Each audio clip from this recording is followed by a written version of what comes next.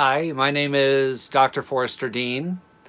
I'm a chiropractor, physiotherapist, primary care physician, sports and family doctor in Manhattan Beach, California. I teach tennis and yoga rehab, specialize in chronic pain. Um, I, I recorded my intro video this morning, and I thought something was missing. I need to tell you about me. I need to tell you what happened to me in my journey to get to you to here today. I went to school later in life to become a doctor. I was a personal trainer for many years, and the piece that was missing for me was legally I couldn't diagnose or treat pain or dysfunction. Trainers are really only supposed to instruct exercise, although I know they do occasionally do more, but I wanted to be able to legally help people. So I made the big jump, and honestly it's a huge amount of work. It took me about 6 or 7 years, and something happened while I was in school. I developed back pain, first occasional, and then it got worse while I was in class, sometimes sitting in class 4, 6, 8 hours a day, driving usually over an hour to and from school, so it's a lot of sitting, but I'm also very active. I do a lot of sports. I like to exercise and move, so I couldn't understand why I was getting back pain. I didn't have insurance, and I also used the excuse I didn't have time to go to the doctor because it takes forever to get an appointment, and then you have to wait and wait and wait, and then even though you go, it's forever until they give you something that works, if that even happens.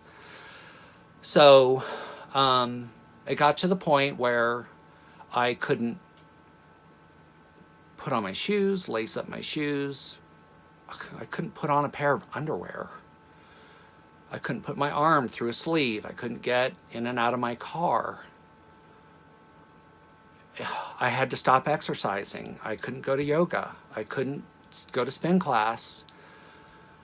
Everything hurt, horribly hurt, and it just got worse and worse. And I still didn't have insurance, so I just took a lot of ibuprofen, and I just, said, just figure it out, just put up with it. And then I started to get discouraged.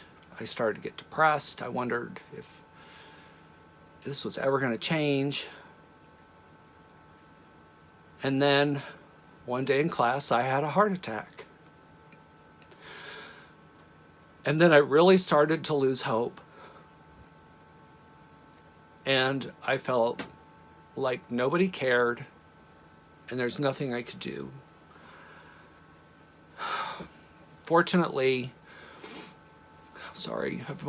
I did get insurance, and I went to my doctor's appointment. It was a doctor I didn't know, and it was a man. He was over an hour late. I gave him the 14 pages of paperwork that they require with my information. Didn't even look at it. And I said, it's all here. And he said, we just scan that and put it in your electronic records. We don't read that. Never examined me, never looked at my back, never took off my shirt, never looked at it to see if there was a knife sticking out of my back. Nothing. 3 minutes and 14 seconds. I got billed for a full 40-minute exam on my insurance, a mental exam, a depression intervention, a nutritional intervention, an anorexia intervention.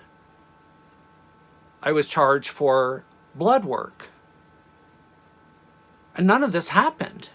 And it's only because afterwards I wanted to look and see my bill. Like, okay, I want to see my this is like my first doctor bill ever. And I want to see what it looks like. What did I get coded for? And it was like $2,100 worth of services in 3 minutes and 14 seconds. And he was billing for things he didn't even do. So he said, well, we're going to take an x-ray. And I said, well, what are you going to see on an x-ray? Oh, I don't know. I don't know how to read an x-ray. And I said, well, then how are we going to know anything from the x-ray? He said, oh, somebody else will read that. And I said, but the other person doesn't know who I am. They don't know I'm active. They don't know how I live. They don't know my values. They don't know anything about me. And they're going to look at an x-ray and be able to tell me my life story about what's wrong with my back. That seems crazy. So they took the x-ray and he looked at it and got sent back to my doctor, and the doctor said, oh, you have degeneration in your spine. And I said, what does that mean? He said, it's exactly what I said. It's degenerating. And I said, well, what does that mean to somebody like me? You know, I'm just going to have to send you for a surgical consult. And I said, but I don't want surgery. And he said, look, that's all I have. I'm going to prescribe you an anti-inflammatory and a painkiller today. Well, am I inflamed? Is that on the x-ray? He said, no, but a lot of people with pain have inflammation. And I said, well, why would I have inflammation? Where does that come from? He said, look, I don't have time for this. And I said, no, I'm not taking a painkiller because I have to be able to drive to work and I have to be able to concentrate in school. And I'm worried about addiction. He's like, all right, just go to the, and he was rude. Just go to the consult. So that was a month later, I finally got in to see the surgeon. 3 minutes and 40 seconds. I timed it. Never looked at my back. He said, bend over and touch your toes. Oh, well, I couldn't. Oh, okay, well, let's give you, we're going to x-ray you. I said I already had an x-ray. Oh, okay, well, I'll have to go look through your file and I don't have time for that, so we're going to do it again. And I said, oh, well, is there a worry for like too much x-ray exposure? He's like, what are you talking about? And I said, well, x-rays are dangerous. They're not benign. It's radiation. Oh, okay, well, we're going to do it anyway. All right, so look, I've got people waiting. So they took the x-ray. What's on there? What do you see? Oh, I don't know. I don't know how to read an x-ray. Oh. So I said, I could read it. I know how. This is while I was still in school. How do you know how to do that? I said, because I'm in chiropractic school, learning to be a chiropractic doctor. And he said, they teach you how to read an x-ray? And I said, yeah, and MRI and to some extent ultrasounds, other special imaging. Yeah. Oh, what's chiropractic? Is that like a weekend course? So I was like, calm down, calm down. No, it's actually 400 hours more than a medical equivalent. It's more because we learn more things like how to read an x-ray and an MRI. He's like, oh, okay, well, whatever. I'm going to order an MRI and then we'll look at that. So this whole time, I'm just pushing my treatment. I never got treated. He said, well, okay, until the MRI time comes, well, I'm going to prescribe you an epidural. Well, I did a bunch of research on epidural already. Perfect timing. Now I'm going to use what I know. Okay, what's that? What do you mean? What's an epidural? I was like, let's just see what he says. Oh, it's a shot.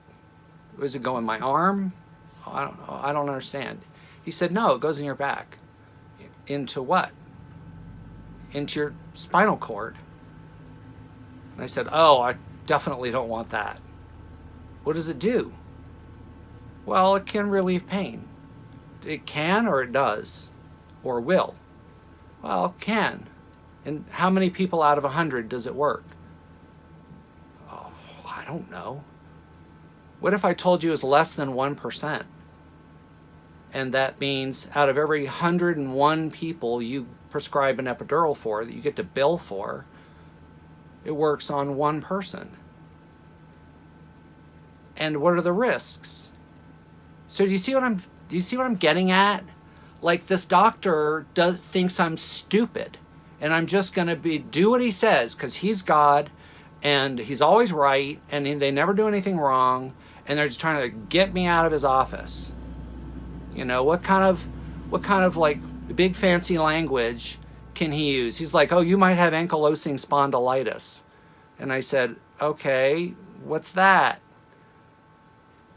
Oh, well, you need to go get a blood test for that. And I was like, oh my God, does this ever end?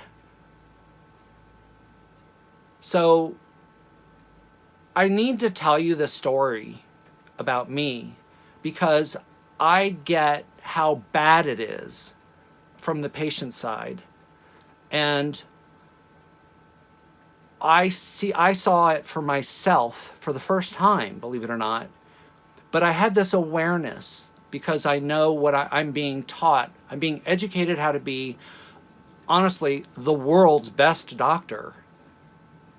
And I turned out pretty great, I think, as a doctor. But what I knew was I knew his backstory. I knew the doctor's backstory. I know what they're supposed to ask. I know what they're supposed to be educating me on. I know that they're supposed to be using plain language. I know they're supposed to be being kind and optimistic and setting a good example. And these two doctors did neither. So in the meantime, while I'm finishing up my school, I start a project for myself. In the last 3 years, I spent about 1,200 hours of my personal time digging into all this research, looking into what works and what doesn't work, looking for honestly, like a holy grail, trying to understand what pain is and what it isn't. And I found something in all of that. I discovered some disconnected, different pieces of science that I started to knit together into a treatment plan. And I used it on myself, and it worked. The very first time, I was out of pain in about 5 minutes. And now I can play tennis and hike and bike and do yoga. I can do the splits, not bragging. I don't have any limitations at all, none. And everyone that I've used this treatment plan on it's really worked very, very well. Most of the time it works in right away. And it's not anything I made up. I just took different pieces of information together and thought, what could this do? This sounds promising. So everything I do is what's available in every doctor's office. Every doctor can do this. Any doctor can do this. If they, I'd be happy to teach them. I put all of my research into a presentation. It's a 535 slide PowerPoint.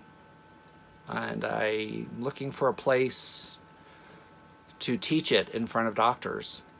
I think it's probably 20 or 30 hours worth of lecture and demonstration. But I wanted to let you know that the reason I came up with the Better Patient Solutions website, the Patient Advocate website, is because I was one of those people. I was one of those patients that my values didn't matter, and I just got stuck in the system, and I was not getting better, and I was getting discouraged, and it was causing me to then become depressed and physically sick. And I got out of it. And I am so happy to share what I learned with all of you out there. Thank you so much, and I'll see you soon.